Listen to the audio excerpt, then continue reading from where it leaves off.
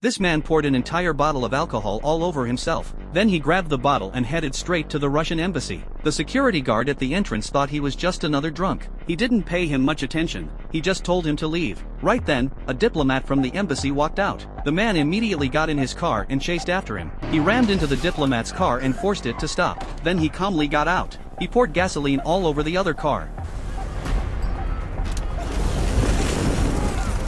Then he walked into the flames, opened the car door, and got inside. He demanded the diplomat tell him who killed his family. When the diplomat refused to talk, the man shot him right in the lung. Unable to bear the pain, the diplomat quickly gave up the killer's name. The man got the information he wanted and finished off the diplomat with one shot. Then he walked out of the car with his hands up in surrender. The man was a high-ranking officer about to retire. But during one mission, he crossed the Russians. His teammates were hunted down one by Russian assassins. He was the only one who survived. But these killers weren't done with him. Not long after, they cut the power to his house and broke in. They fired several shots into the bed. In that bed was his wife, who was about to give birth. Hearing the noise, the man rushed upstairs. He quickly pulled the trigger while also getting knocked to the ground by a man in black. Luckily, the man in black was injured too. He pulled off his mask and tried to shoot the man, but his gun was out of bullets. The man in black had to flee immediately. The man was lucky to escape with his life. After recovering, the man decided to avenge his wife, child, and teammates. He went to his commander to ask about those killers, but the commander didn't know much either.